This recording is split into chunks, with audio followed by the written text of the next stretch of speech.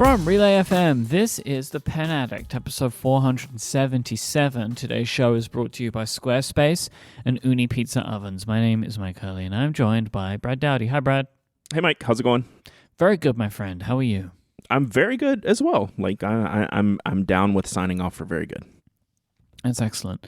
It's September now. We're into September. September is Childhood Cancer Awareness Month. So here at Relay FM, we are turning our attention to raise money for the wonderful people over at St. Jude's. The third consecutive year in which we are supporting the life-saving mission of St. Jude's Children's Research Hospital. That mission is very simple, one I think we can all sign on for: finding cures, saving children. Because cancer kills more children under the age of 14 than any other disease. Doctors from all 50 states of the US and around the world refer their patients to St. Jude because they have the world's best survival rates for some of the most aggressive childhood cancers. St. Jude also provides thousands of free consultations for doctors treating children worldwide, including kids in your community. So this September, you can join Relay FM's efforts to raise the funds and awareness needed to treat and defeat childhood cancer. You can donate today at stjude.org/relay. Let's cure childhood cancer together.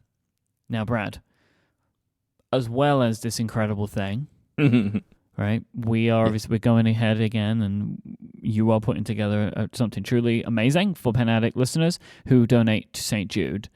So starting from now, September 1st until September 21st, we are doing a Pen Addict St. Jude raffle. So when you make a donation, you will be able to be entered by emailing your donation receipt to stjude@penaddict.com. It's an email address, stjude@penaddict.com. Every $10 donated gets you one raffle ticket. You can get unlimited tickets, unlimited entries. You can pledge as much money as you want, and every $10 will be converted to one ticket. So if you put in $100, that's 10 tickets. $1,000, that's 100 tickets. And obviously, the more tickets you have, the more likely you are to win some of the absolutely incredible prizes. Just FYI, I might not be using the correct legal language here, but we're all friends. You know what I'm talking about. Yeah. All right. I worry about that. I don't have any legalities on this. So look, we're all buds let's here, be right? nice. And we're raising money for the childhood kids. cancer. So just, get off our backs. I worry about that too. But Yeah, I'm like, come on, it's for the kids, and I'm just gonna have to. The great do whatever people we have over to do. at St. Jude haven't told us to stop doing it yet. So So don't stop making me give away cool stuff. So there you go. You want to know what we have so far for the kids, Mike? Yeah, so last year we kind of did one prize, right? Yeah. It was the custom Lamy Safari from the wonderful Jonathan Brooks. This year, our incredible community of makers and friends. Yeah. We're having to beat them off of a stick. Yes. Wanted to give us stuff. Yeah. So I've had this field notes collection that I've wanted to use for something good for quite a while. We've talked about it for years. So now's the time for me to donate my field notes collection. This is the grand prize. Yeah. Releases 1 through 42, from Butcher Orange to Butcher Blue to Grass Stain, all the way up to issue 42. They're up to 51 now. You can pick up any, if you want to really flesh out your collection, you can get all that stuff for cover price. But this is the old rare stuff. Giving them as a prize to raise money for the kids. That's what I wanted to use this for, and I've been holding off on doing it until it was the right time. Now's the right time, and I'm going to reiterate all of this for you to really land, I think, the magnitude of this prize. One person will win the first 42 editions of Field Notes, a sealed 3-pack of every single one of the first 42. Some of these are just not available. You may be, as the winner of this, the only person with a few of these editions in a sealed 3-pack, for all I know, because some of them are that difficult to find. They do not exist anywhere else. I'm sure I'm not the only person with this collection, but this is one of the few collections that this is certainly the only one that you can acquire and without having to pay This would be an the incredible nose. amount of money to Yeah. to buy.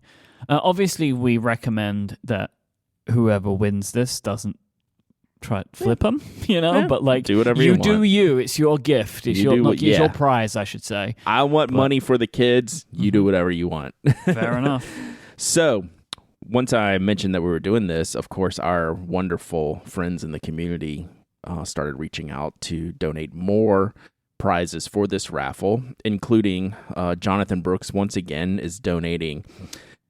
I almost don't know how to explain this, but we're going to call it a Carolina Penco plus spoke pen. So what this is the spoke pen icon, which is the fountain pen. And Jonathan engineered and built an acrylic eyedropper insert for my the God. icon. I want this one. Yeah, so I'll have pictures of this. So it's basically a sleeve designed to fit into the spoke pen icon that you can eyedropper. So that's going to be a giveaway item. So Jonathan made that special just for this giveaway. I have also a Canalea Penco Kona Cherry, the Mike 2021 Pen of the Year, voted by Pen World readers, I believe that is correct. The Kona Cherry, also one of my personal favorites, courtesy of our friends at Canalea Penco.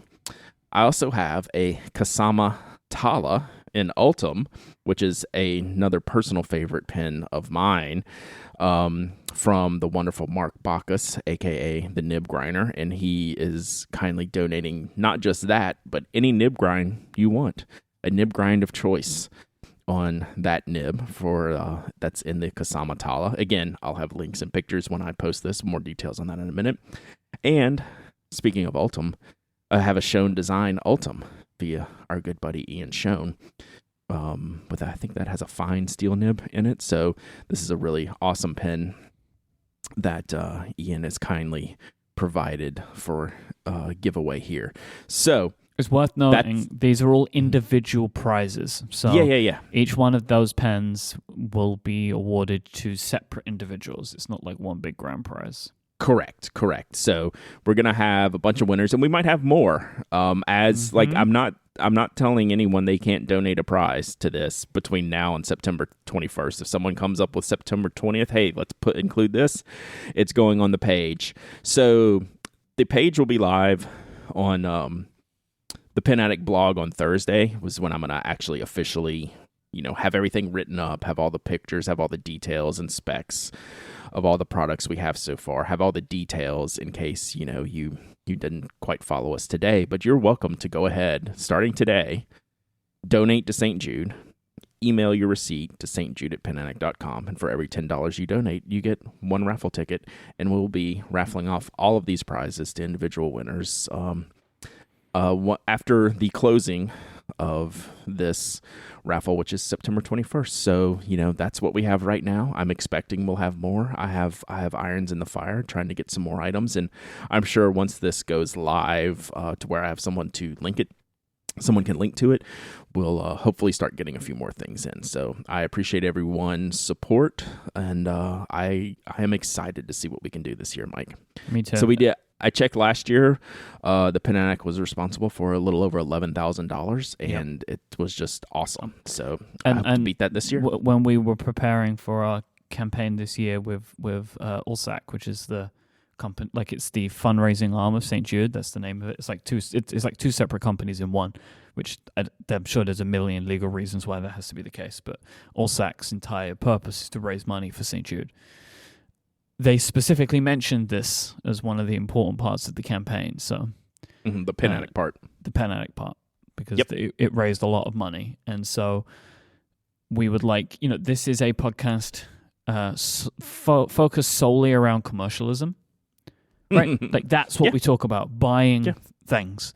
So please give a little bit of money, whatever you can, to St. Jude. So I'll talk you through one last time the way that you go about this. Go to stjude.org/relay. You make a donation. You'll get sent an email receipt.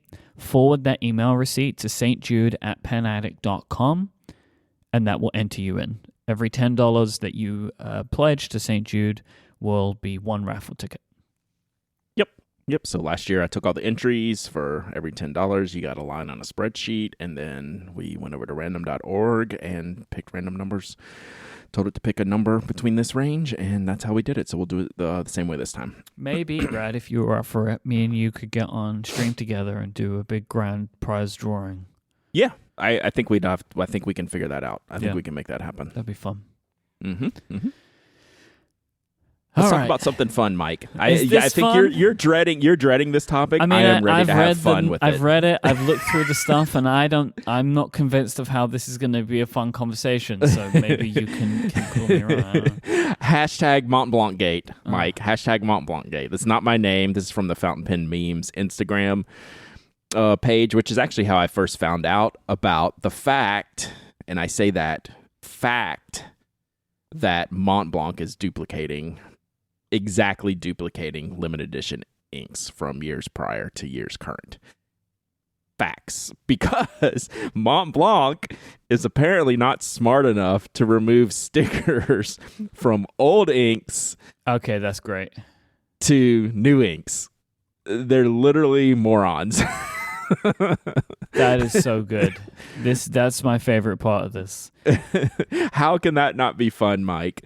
So what's happening here? So this is not new in our world, but I want to talk about it because Mont Blanc it's a huge company. And I'm going to cut to the chase. This shocks me 0%. We're going to talk about that more as we get to the end of this. But other companies in our space, Lamy, Diatramentis, Sailor, have all made a limited edition ink or made an ink, took it away, and at some point years down the line brought it back as something different and called it something different. Well, Mont Blanc, I don't want to say they're different, but they're different in the fact that they really lean on these limited edition releases. Like, that's one of their big marketing pushes, like every month or every 2 months is, hey, we made this ink with, like, this particular one, James Dean. They have all these, historical characters that they're pushing these inks on. And then they'll have just separate limited edition colors, say petrol blue, just pop up multiple times during the year. And now, once someone discovered this, and like I said, I found it on Fountain Pen Memes, and they're doing a good job of tracking it all. People went back and started looking at bottles and are finding stickers on other bottles, like the Around the World in 80 Days blue is the same ink as the petrol blue. So, like, it basically, and they know this the because sticker the on the stickers bottom on the bottle just says petrol blue or whatever, right? Like, yes. It's amazing. I love this so much. Look, it's dirty, right? Like, Mont Blanc is doing us dirty. And that, I mean that from a hobbyist perspective. I mean you and me and the people listening to this show. This is not cool for us. Like, we spend our time and our money and want to enjoy these experiences, and some people really like their limited edition inks, and they're getting screwed on this deal, right? They're getting jobbed. Mm-hmm. Let me also say this. Mont Blanc could not care less. Why would they? They could not care less what you and I think about them duplicating these inks, because they're shipping these inks off to their boutiques and selling James Dean's face on the cover of the box, and it's a red that they used 3 years ago. And are they pairing these inks with pens, or is it just inks? They do inks with pens, like when they did the Beatles, right? That had a purple Beatles ink, and they've done some like Miles Davis inks and pens, and they do some combos, but I don't know like the full list of duplicated inks. Right. So a lot of their inks are just like one-offs, which, by one-off, I mean like every month or every other month, they're doing, some special ink and putting some special logo and things on it. Like, this is on purpose, right? Like, this is just Mont Blanc. This is how they are doing business. From our perspective, it's wrong, and I hate everything about it. But from Mont Blanc's perspective, they just do not care. I promise you, they do not care. Even Fountain Pen Memes, like, they have a thing for Mont Blanc PR, like asking them, hey, are these inks duplicated? And they're like, yeah, these inks are totally duplicated. Like they don't, they do not care. Let me see if I can find it real quick. Hi, this is the reply from Mont Blanc PR. Hi, as a matter of fact, you are absolutely correct in your assumption. Like, this isn't an issue for them. Why would they? But like, why would they? So here's my point. And this goes back to a long ago conversation about Sailor Apricot, where I fell in love with this Sailor Apricot ink. And it went away, so I tried to find a couple of extra bottles, right? And, you know, I found my bottles, and then a few years later, they come back with either Sailor Kinmokusei, and then later Sailor Apricot. These companies are always recycling this stuff. What's limited at one time and goes away doesn't mean it's not going to be reintroduced at a later date. So don't get caught up in limited edition ink hype. Don't get caught up in a lot of limited edition hype, period, because these companies they're not inventive enough to continually come out with new products. In Mont Blanc's case, they just don't care. In Sailor's case, I don't know. You know, if they just thought, well, maybe that was so popular, maybe we made a mistake and shouldn't have discontinued it. Let's put it back, like with Grenade and, you know, and all these other inks that this is not the only ink that they've done it with. So, and like Diatramentis just flat out makes a standard color, let's call it dark blue, and then makes a line up of famous people inks and literally uses all the stock inks and just puts a different label on it. Like, it's just it's annoying. It's frustrating from a hobby perspective. Don't get caught up in it from a consumer perspective, because this is bound to happen again and again and again. Mm-hmm. You know, Lamy Turquoise and Lamy whatever they decided to call the remake of it, Pacific Blue. I can't even remember what they did. And it's the exact same color. It's going to happen over and over again. So just be careful with limited edition inks. Like, there's no reason for them to just not get out the formula, run it through again, and call it something else and slap a different label on it. So yeah. I find it especially funny that it's Mont Blanc, but I'm 0% surprised, and they will 100% do it again. I mean, this is one of those things where we're trying to, also maybe some people are, I don't know if anyone's really mad about this, but prescribing the small maker ideals onto a massive multinational corporation. Right. Like, I mean, the people that are mad who are if they recently paid a premium for an out of production ink and turn over the ink bottle on a new ink and find it to have the same label and it's at the regular price. Yeah. Our friends over at the Tentarius podcast, I don't know if I said that right. I'm sorry, Jeffrey and Eric. They have the title of their podcast this week is Escándalo de Rojo. Oh, I love it. So definitely go check that out. And I think it's great. So they covered that over on the podcast this week. I wanted to go give them a special shout out. The awesome Spanish language speaking stationary podcast, which is it makes me smile from ear to ear every time I say that and think about their show. Love them so much. So yeah, I'm glad this is on the Fountain Pen Memes Instagram, because I do find the humor in this, even though if I was someone that was in the rare and limited edition Mont Blanc ink business, I wouldn't be so happy. Tony has put this perfectly in the members Discord. I'm so mad about this, I'm never going to buy a Mont Blanc pen again. Right? Yeah, exactly. So it's just Mont Blanc doing Mont Blanc things, and they are not alone in this. And just be careful. Like, there's no need to chase. Like, there's certain limited edition things that are like, hey, cool. Like, I'm good. Like, I feel real happy about this. But if you're ever doing it from like a collectability and like a profit type of status, like, this is bound to happen. And as Kate says, it's nice to know that if you really love a limited edition ink, it will probably be back at some point. Yeah, it's facts. That's what I said. Get rid of my favorite Lucky Orange, which I think they might have done. Once I realized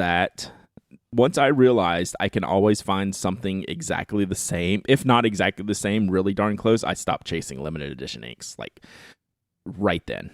Like I was like, oh, this is how this is how this industry works. Okay, I'm good with waiting. So there you go. All right, this week's episode is brought to you by our friends over at Squarespace, the all-in-one platform to build your online presence and run your business. They've got everything from websites and online stores, marketing tools, analytics. Squarespace has got you covered all in one place. With Squarespace, they combine cutting-edge design with world-class engineering, so it's more easy than ever for you to establish your home online and make your own ideas a reality. Whether you want to create a website because you've got that new big idea you want to share with the world, or maybe you have some art that you want to showcase for portfolio design. Maybe you have some ideas that you want to get out with a blog post. You have a business that you want to promote and give people contact information, stuff like that. Maybe you have an event coming up, a virtual event. Maybe you've got a small in-person event, whatever it is. You can announce that and have all of the information that you need on Squarespace. And all of this stuff is so easy to do with their wonderful templates. They have templates that are created professional, beautiful templates. They're really customizable drag and drop tools, but a lot of them are purpose made for you to get an idea of how to actually create a business website. And it has all of the pages and stuff, and you just go in and edit with putting in all of your own information. This is really easy to help you. Like when we were planning our wedding, we made a Squarespace website and used one of their wedding templates, and it helped us make sure that we had all of the information that people would expect. Because it had a page structure and stuff. We could just go in and edit it. This is so easy, so helpful for us. You can customize the look and feel, the products you have on sale if you want to store, the settings and everything with just a few clicks. Everything's optimized for mobile as well, so it's going to look great everywhere. You also get free unlimited hosting, top-of-the-line security, and dependable resources to help you succeed. There's nothing to patch, nothing to upgrade. They have award-winning 24/7 customer support. You can grab a domain name, take advantage of SEO and email marketing tools. It's so awesome. Go to squarespace.com/penaddict for a free trial today with no credit card required. And when you're ready to launch, use the offer code penaddict to save 10% off your first purchase of a website or domain. That is squarespace.com/penaddict. And then when you sign up, use the offer code penaddict and you'll get 10% off your first purchase and show your support for the show. Our thanks to Squarespace for the continued support of this show and Relay FM. Real quick on Squarespace, they're making a change that impacts me. Not so much you, but it's a good change. It's an improvement by taking things away. They're removing their commerce app and rolling it up into the Squarespace platform app. The Squarespace app, the standalone Squarespace app, is so good now. Yeah, I use both of those all the time. And I'm happy now that I'm going to be able to use them in one place. So I understand why they did that way in the beginning, but it's the right move to consolidate those. And I use the Commerce app a lot just to move, because both Knock and Penaddict have Squarespace shops. So I'm in there pretty frequently. So yeah, that makes me happy. All right, Mike. Big topic today. I want to talk about Plotter. You may have seen this on Instagram. I don't even know if we've talked about it much behind the scenes. This is a product out of Japan. You can go to the existing website, plotter-japan.com. We'll have these links in the show notes. But I have had one for the past month plus from Plotter USA. So what's going on here is this is a product that's existed in Japan, I want to say over the last 5 years. Don't quote me on that, but let's just that ballpark. It's not like a 30-year-old product. It's not like a brand new product. It's been around for several years in Japan, and they're bringing it to the USA. So what is Plotter? It's a notebook system is kind of the best way I can describe it. It's made to be a little bit modular, a little bit build your own, a little bit custom. It's a bit William Hanna-y. Yeah, we're going to talk about that a lot. I'm getting asked a lot for that comparison. Hey, what's the comparison between the Plotter and the William Hanna that you love so much? So this is it's a planner / organizer. It kind of leans towards the creative side, I guess. That's what I get from their marketing, their website designs, the ideas that they are putting out for it, and building this notebook for you. So I've been under an embargo. Let's get the disclaimer out. from the beginning. I've been part of a pilot program in the U.S. for Plotter USA. They provided me with a plotter, a bunch of inserts and accessories, all for free in return for my feedback. And I've never been in such an extensive pilot program before that was run so well. Like they did just an exquisite job. They've done things that I've never had any stationary company do. Like I've had these quizzes, like not quizzes, but basically these forms to fill out. Like I've had check-in points at certain dates. Okay, after 1 week, what do you think about this, this, and that? Okay, now after 3 weeks, what do you think about this, this, and that? How do you see, tell me your thoughts. Tell me how you feel about it. I've had one phone interview. I'm going to have a second phone interview after this. Like and I appreciate every single part of that. Like they've done a good job. So that's the disclaimer. I also know one of the people on the Plotter team personally. And so I want you to have these disclaimers that I got this product for free. I also know someone on the team. And I have the product in my hand, and I've been using it for the last month. So now that I'm able to talk about it, they launched at the San Francisco Pen Show this past weekend. So it's free for me to talk about it now. So that was the cutoff date for the embargo. So people want to know my thoughts on the notebook, on the system, on everything about it. So we're going to go through that today. You think we have time to cover this, Mike? Today? I don't know because I haven't used this stuff. So I've spent my morning before the show. So I put in the show notes, Plotter, and just like the general things we're going to talk about. Then I went to my Plotter and I wrote over 2 A5 pages worth of notes to discuss. But basically, I'm going to break it down. Plotter has not asked me to do this, by the way. I'm doing this on my own. I don't have to do this. I can choose to do whatever I want with this product. So I don't have to talk about it today, but I'm choosing to because I think it's cool. So the base of the Plotter, Mike, is the exterior cover, right? So that's what they're leaning on this.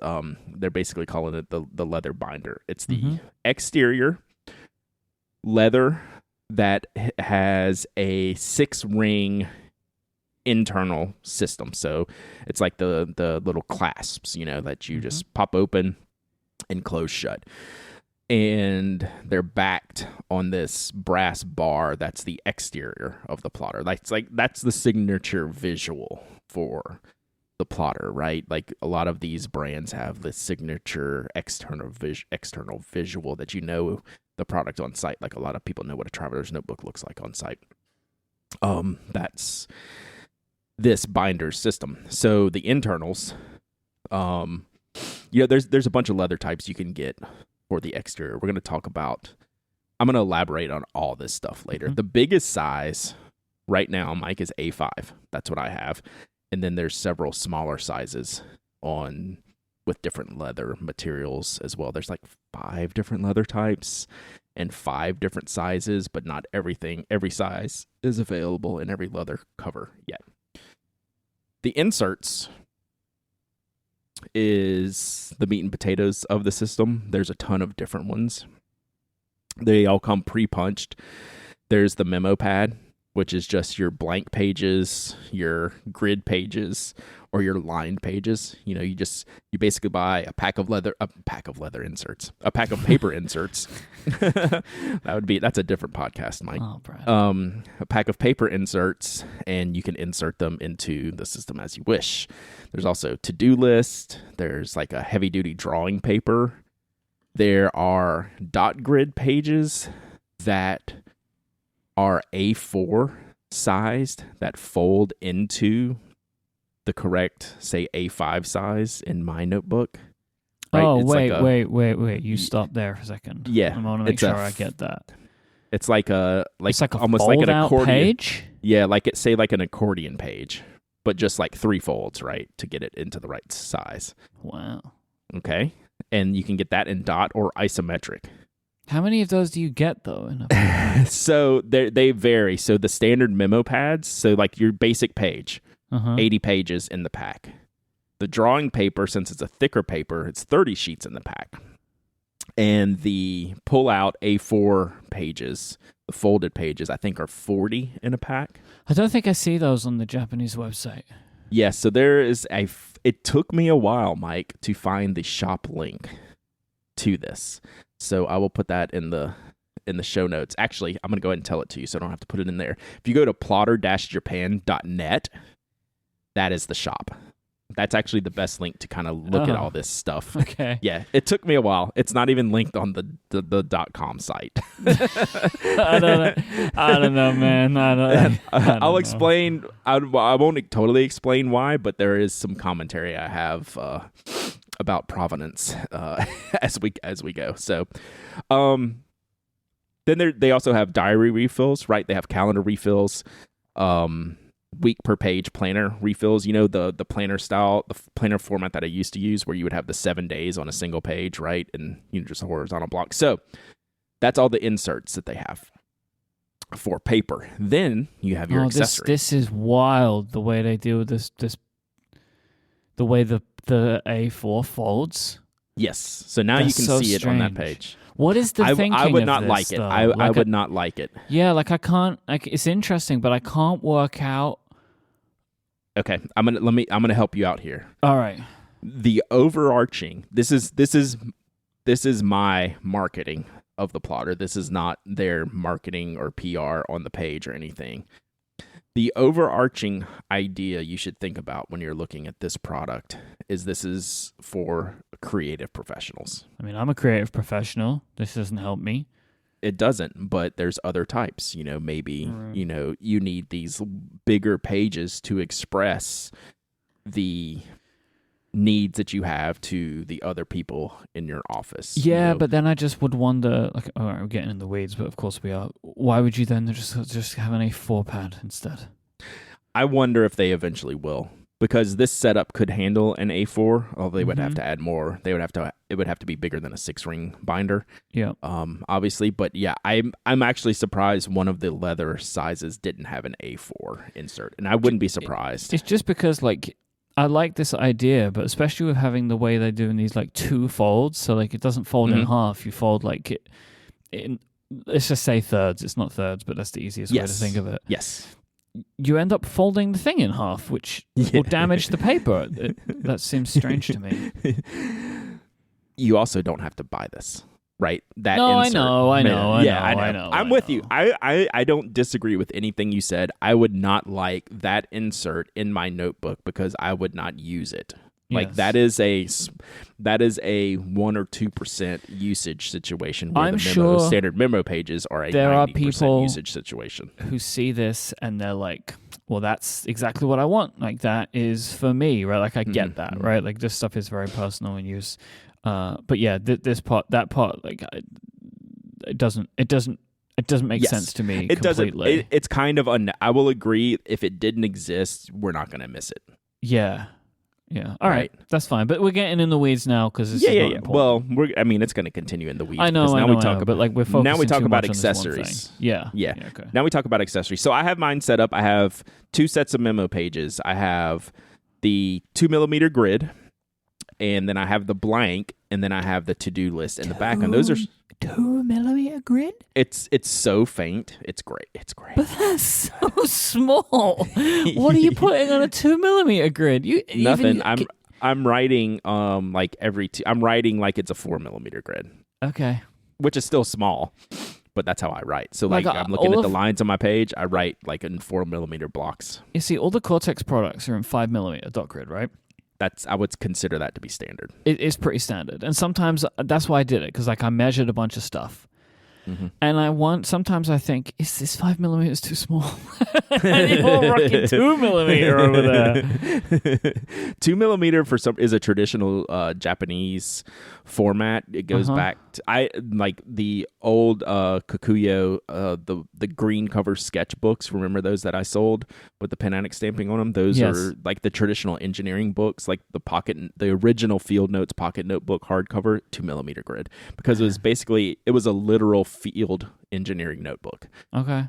So it's just stuck in Japanese culture that the 2mm grid's popular. So all right. I have those divided by some of the many accessories that you can also get with your plotter, Mike. They have Project Manager management folders, which is a really interesting design that they did here. I think it's not quite fully functional for what they're trying to do. I think that's like one of the things that I put on my notes that I would like to see changed is how they designed it. Like the concept of adding a folder into a notebook like this is really good. I just don't think it's exactly how I would have done it. Are they these little paper things? Yeah, I see them. Project Manager. Okay. Yeah, so what it does, so the reason why it's cool is because you can take out of your binding a grouping of papers and put them in this folders, except you have to put the papers back through the binding in the envelope. I would want loose sheets in the envelopes. So they're dividers, but you have to, yeah, I see what you're saying. You have to reinsert them into you have the to like punch. take the paper, put it inside the divider, and then attach it. I get you. Yeah, it's like weird that you have to like enclose the paper inside of the divider rather than just putting the divider in where you want it to be. Yes. Yeah. Yes. So, but I understand why they've done this too, though. Yes. Because if you then wanted to take all of the things related to that project and put them in another folder, it's really easy to grab them all. Exactly. Yeah. Exactly. So yes, that's like a little pro and con thing. Mm-hmm. They have a lot of like functional inserts, like they have a ruler insert, where you just take it out and you can do different measurements. Again, think of this as a creative platform. Their main dividers are called lifters, I guess because you're lifting the pages, between them. I have a lifter in between one section that has a pin loop on it, right? So I can slide it in a pin there, and it's large enough to hold like a decent sized pin. I have another lifter or divider that has a notebook loop that goes, it's like the band around the outside of the notebook. Like both of those are very functional, very useful. They also have things like whiteboard pads where you could use it in a meeting and have whiteboard markers. Oh my God, this is and use it incredible. I don't necessarily mean this in a good way. I do think this is really cool. But it's a lot. Like I'm on their web. I found refill storage, clipboards. Like they sell everything. Oh, we're getting there, Mike. One of the weirdest things that I got that is actually, I'll be dang, this works, which I did not think this was going to work, Mike. I thought this was not ridiculous or dumb, but it's just confusing. They have a product called Leather Ring Supporter, Mike. And do you know what this is? I don't know if you'd be able to find it on the page quick enough. It goes on the front and back of, God, how do I describe this? It basically goes over the rings to protect the cover from the rings marking up the cover in the front and back of the notebook. And it actually works flawlessly. I can't believe it works. It does. I was like, I would never have bought that on my own. They sent it to me. I was like, what is this? This is dumb. I don't need this. It's to stop the indentations that the ring binding would leave on the inside of the exposed leather. It's genius. It's a little genius piece of leather. So yeah, then they have all the external. So those are all like internal products, and they have all the external stuff which you found: storage boxes, sleeve cases. They have random desk accessories. They have a lanyard ID case. They also have a pen and pencil, neither of which I have, which I'm okay with. They're these fully knurled barrels, like from tip to tail knurling. That's unnecessary. We don't need that. I don't think that's like awesome. I think it's not bad. I'm sure it's perfectly fine, but it's just a standard tubular with a clip pen barrels and pencil barrels. So they look fine. I'm sure they're fine. All right. So like that's kind of all the stuff that can go in it. So I made a list of pros and cons because that's what really people want to know. Let's take a break before you tell those. Okay, yeah. Yeah, because I feel like, I don't know if we've done a good job. That was one page of notes. We definitely have not done a good job. Yeah, I think this is definitely one of those ones where you might also want to like look at the links in the show notes and go through some of the products yourself, because this does seem quite yeah. Well, this next section, this will dial it in a little bit. All right. But let's take a break first. And thank Uni Pizza Ovens for their support of the show. Uni Pizza Ovens, they make the best pizzas in the world. They are the number one pizza oven company around because they're surprisingly small ovens that can be powered by your choice of either wood, charcoal, or gas will let you make restaurant-quality pizza in your own backyard. They're super easy to use and incredibly portable. They'll fit into any outside space and can reach temperatures of up to 900 degrees Fahrenheit, 500 degrees Celsius. This lets you cook restaurant-quality pizza in as little as 60 seconds. With that high temperature, it's what's going to set these apart from like a pizza you could cook in a regular oven. It just can't reach those temperatures, and those high temperatures is what makes the difference. They have a couple of really interesting models for you to check out. They have a whole range of products, but two of their coolest is the Unicoda 16. This is a gas-powered oven that can let you cook up to 16-inch pizzas. It has an L-shaped burner at the back, which is super innovative. It lets you get even heat distribution. And then also the Unikaru. This is multi-fueled, so you can choose wood, charcoal, or gas for that one. Their products start, the Uni Pizza ovens start at just $299, and you're going to get free shipping if you're in the US, the UK, or the EU. They also have an app as well to help you perfect your dough recipe and give you tons of pizza making tips. Listeners of this show can get 10% off their purchase of an Uni Pizza oven, which is up to $50 off an Unicoda 16. When you go to uni.com, that's OONI.com, and use the code PENADDICT0821 at checkout. They also have a great range of accessories from peels to cutters to oven tables. Brad, you are an Uni Pizza oven family. Can you tell our listeners why you love it? Yeah, I love products that make me smile, and I don't mean that in a singular use case. I mean, like, literally every time I use it, you think, like, this shouldn't work. Oh my gosh, this is amazing, and how fun is this? And that's what the Uni gives to us. It's an event as far as it's always a fun thing to do with the family, to make pizzas. Everyone gets to make their own, and then the speed and quality that it cooks with is just, you can't help but just be completely impressed and have fun with the Uni Pizza oven. It's a fantastic product. Like, who doesn't want to make pizza at home? This is the perfect tool for the job. So go check it out right now. These things are always in high demand because of this exact reason and because they're so good, so don't miss out. Uni Pizza ovens are the best way to bring restaurant-quality pizza to your own backyard. Just go to uni.com, that's OONI.com, and use the code PENADDICT0821 to get 10% off. Thanks to Uni Pizza ovens for the support of this show.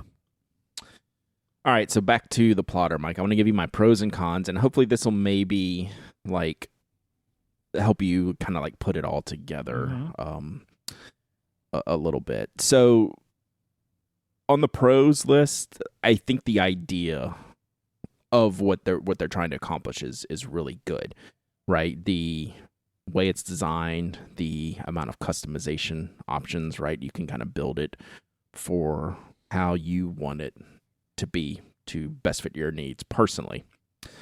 The paper is going to be a thing, Mike. This is an S-tier paper. If you're not familiar with like a Japanese ranking system, there's not a lot of things that get to the S-tier. That's what this paper is. It's going to be a problem in that it's so good, people are going to want this paper in everything. So let me tell you a little bit about the paper, or Plotter in general. Plotter is not a standalone company. Their parent company is a company called Design Fill out of Japan. Design Fill is the parent company of Midori. And it is the parent company of Traveler's Company. It is the parent company to several other brands. Plotter is part of this family. So this paper, they know if they're making Midori and they're making Travelers, and those are already like well-loved and appreciated papers, like they have a good chance at making something pretty great for the plotter. I am told that this paper was made specifically for plotter, right? This isn't a reuse of a Midori paper or a reuse of a Traveler's paper. I would liken this paper to like a combination, like if the Midori MD paper and like the 68 GSM Tomoe River paper were combined, like it's that good of a quality paper, especially for fountain pens. It's very thin, right? Like a Tomoe River paper. It's a little bit off-white.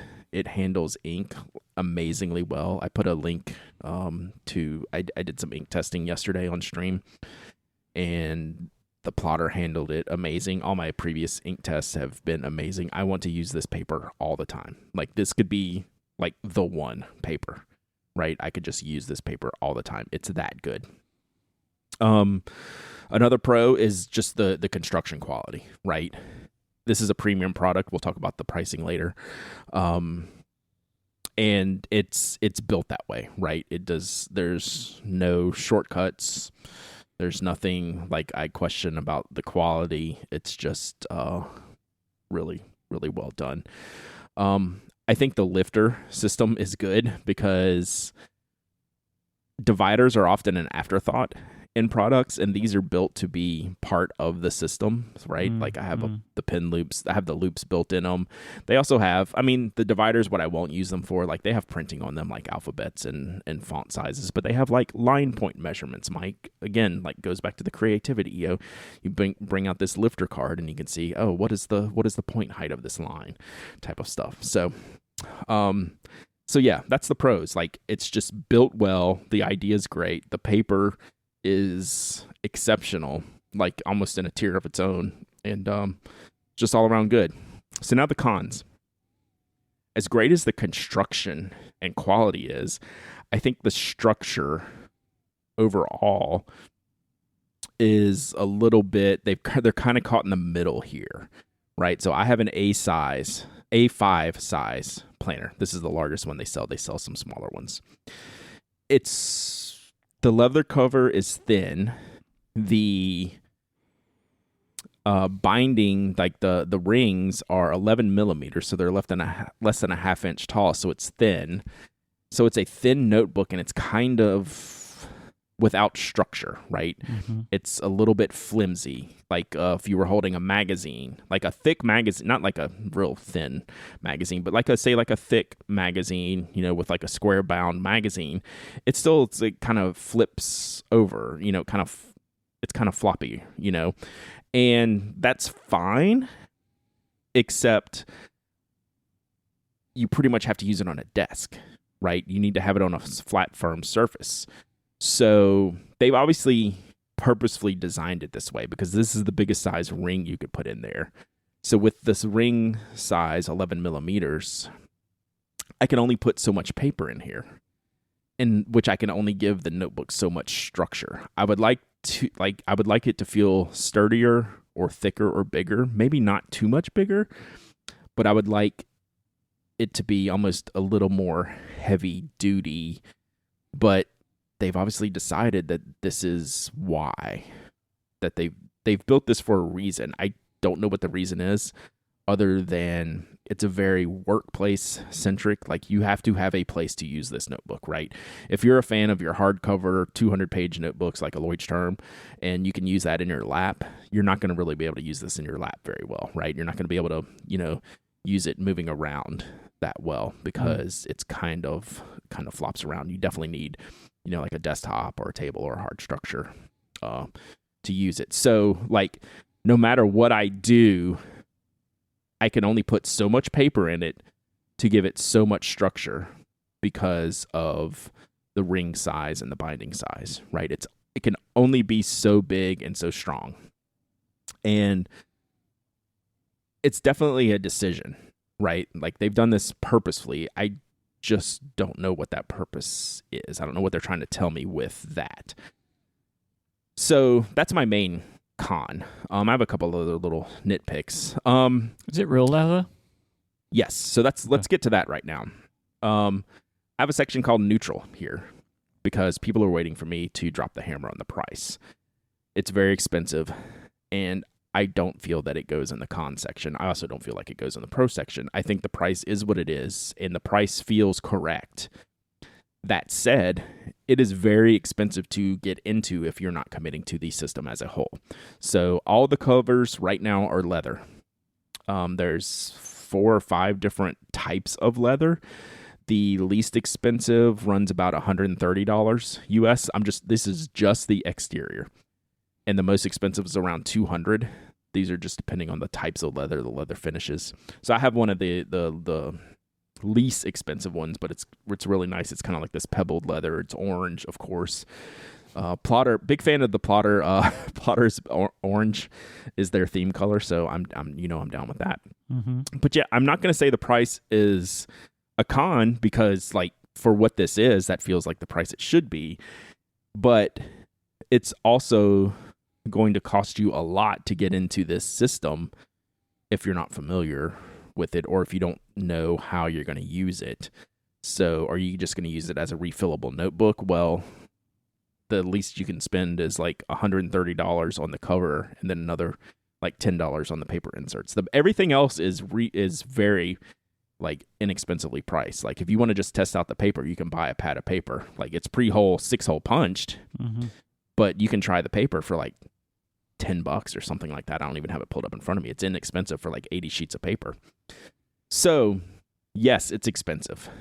And the issue I think they're going to have is telling the story of why people should try it. So if I'm in a hardcover notebook, say Leuchtturm, that's just the kind of the easiest example for me. Your standard A5 hardcover, say I'm bullet journaling, I'm using it for, my work notes, using it for journaling. What is my reasoning for buying the plotter? If I'm in the Hobonichi system and I have this planner layout that I like, well, what is my reasoning for going to the plotter, right? And I don't know that they can completely answer those questions. It's very much a standalone product, which makes it a little bit higher barrier of entry. Even though you can customize it a lot, you're not going to beat, say, Hobonichi for planner layouts, right? You have your one planner layout, that option. Maybe they'll have more options down the line. I mean, Midori and Travelers, the company that makes them, has a billion different ones. So maybe they make some different ones. Considering everything that they have on offer, just to have like one planner layout is weird. So yeah, and then if you're in the Hobonichi and you've already invested in like those covers, like you can get some expensive stuff in there. Well, why would you switch over to this? And if you're in the hardcover notebooks, does it provide what you need as far as like a form and function? I don't know. So there are actually a lot of questions about how an individual would use it. Like it's technically great, and I think it's fun and functional. So the last question I have, Mike, is or that I'm trying to answer for myself is, well, how will I use it, or how have I been using it, and what do I want to see from them? What would I do differently? And I've been using it as a regular notebook, right? It has not usurped my William Hanna planner because of the planner layout, right? I have to have my planner layout. That is not compatible with what Plotter is offering so far. Well, so I'm not going to change that. Question for you. Do Plotter offer a hole puncher? They don't, but this is a standard 6-ring measurement hole puncher to where you can get hole punchers for this. So if you liked something else and you got the A5 one, but you like the whole accessory-based system and other stuff that the Plotter does, you could very easily add your own planner paper from somewhere else in. I could, and here's why I won't. It's not big enough because I need 1 page per day. Oh, okay. It doesn't hold enough paper. Yep. That's what you mean by big enough. Okay. Yep. I will get, so Plotter says it will hold about 80 sheets of their paper. Their paper is very thin and very, very nice. 80. Right. It's not a lot. It's not a lot.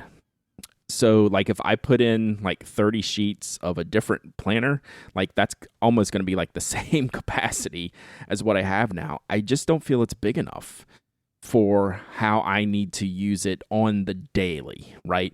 This is what I'm looking at. If I'm spending this much money on this product, it has to be a daily use product. Is this a daily use product for how I go about my day? It's not, because of the planner. So to me, and what I've explained to Plotter when I've done my interviews, is this is a secondary notebook for me. And that's okay. Like, it can be that. So I've used it for podcast notes. I've used it for writing. What I haven't used it for is any type of journaling. That's a different notebook. That's a standard hardbound traditional 192 page journal. Like I'm not going to use a removable ring, just like I'm not going to use the disc bound William Hanna for any type of journaling. I want those in fixed books. So to me, it has fit a secondary need, not a primary need. And that's not what you want if you're a plotter, because you're buying. This is a lifestyle. You're buying into the plotter lifestyle. That's why they offer literally every accessory, including a bunch of accessories you never would have even considered before. Right. You were getting in at a very high price point because you were buying the entirety of the system. You have to buy into the entirety of what the plotter is. And I think what it is, like someone in an office, someone in a creative space, someone, design, someone, engineering, someone who's moving in and out of meetings, someone who's doing like physical work, in office spaces needs to do that. Individuals like that need to have, say, like a more detailed planner, a bullet journal type system. I think they're going to be looking for a different type of product. Like this scratches a certain creative itch. I don't know that it scratches like a day-to-day planning itch. It's more of a creative itch that goes in here. So that's what I've been using it for. Like I tried to use the to-do list section. Like there's no point in me using that because that's all in my planner. Like I'm set. Like, and even if it could build the same system in this, I'm not sure it would actually fit in this notebook for what I need. Right. So I think overall it's going to do well. It's a very niche product. It's a very high-end product. The company behind it obviously knows what they're doing. But I don't know how many questions this is going to answer for someone. When they're coming to me looking for, hey, I have this problem. What products solve it? I'm trying to figure out what this solves. And I don't know. You're buying the beauty of this. It's really nice. That's part of what you're paying for. You're paying for the design. You're paying for the modularity. Like, oh man, what was the name of that product that everyone was Instagramming? Tig Mod. Tig Mod. Yes, this is that. Not in a bad way, but like this is. That was way worse, but yes. If you set this thing up just right, like it's gonna look real nice. Yes. And like if you want to put that on your Instagram or whatever, like it's gonna look great for you. And it's also gonna be, the thing. Honestly, I'm very intrigued because of how highly you're praising the paper of this too, right? Like that is very intriguing to me. But it does seem like this is like a very aesthetically pleasing, in a like I am fascinated by Japanese stationery kind of way. Yeah, so we talk about how I buy things, and if I didn't know of the plotter, and I walked into the San Francisco Pen Show, and I saw this setup there, and I saw the accessories, and I saw the covers, and I knew it was $200 for me to get into it, to get set up, I'm 100% buying it. Right, because it's just speaking to you, right? Yeah. But if you ask me if I'm sitting here at my desk talking to you and working all day, it's not the first product I pick up. Those two things can coexist in my world. They can't coexist in everyone else's world, right? $200 is a commitment to someone to say, hey, I'm going to use this product full time. Yeah, and I stand by my thinking of like that's not what they want from you either. Like they really want you to be all in, Flynn. Like you just that this is your world, where your world lives inside of the plotter. So this in the hierarchy of Design Phil's brands, this is the ultra premium Traveler's Notebook. Because the Traveler's Notebook is, again, just a leather exterior cover. You can actually make those, customize those to the nth degree. and they just don't have the binding types, right? It's just the bands you just have the other inserts. That's why you can build the Traveler's Notebook into more of a brick like feeling notebook, which I like, right? I want some structure and I want some feel, and I want to feel, like I'm a sturdy platform that I'm writing on. And you can't do that with this setup. Purposely. How well do you think this is going to work in the international market? Is it just US? No, obviously not. Like you can get them from Japan now. Are they going to go outside of Japan and the US? I don't know. It's a niche product because of the price point and because of the structure of the questions it asks for you to start with the system, right? It's never going to be like the Midori MD notebook, which is just a standard notebook, a high quality standard notebook that has freedom, right? This notebook has rules, right? So you're always going to be not have the more rules you have, the less widespread the product is going to be. But that's also not what they're selling here. They're selling a premium good. Yeah. Let's make no bones about it. This is a premium stationery product. And I see no reason for it. I think it's good that it exists. Like it's in a good space, I think. Right? I think it's in a good space for price point and quality. It feels great. I would like to see, if I'm building this, aside from the structure, I want to see some non-leather covers. I don't know that they're going to do that. What do you want? Do you want other soft or do you want hardcover? I want people who don't use leather to have an option is what I want before anything else, because I think it's a cool system. And, but that's how a lot of these are built. William Hanna doesn't have non-leather covers. I don't expect them to do it because Travelers doesn't have non-leather covers. They own another company called Knox, which is actually a leather goods company. Like, they seem to be all in on the leather as premium product type of build. But even like then, for people that do, leather with structure is also another thing, and it seems like these are just like it's just a piece of leather. Like it's it's protecting the paper from the elements as such. It's not actually providing you with any kind of surface. Right. Where something like the William Hanna is like a stitched lined leather, like a double layer. There's some sturdiness to it. Rotorfaden has leather exteriors, and they also have like the bulky felt type interiors, like the cloth and the fabrics that have some structure into them too. I think Rotorfaden, I don't know if they also do, but I know mine wasn't real leather. Gotcha. Yeah, so they have Rotorfaden has options. So I don't expect Plotter to do that based on the other companies that they already own and what they make for. Like if you look at the Design Fill catalog, there is no non-leather options. I would just like to see that.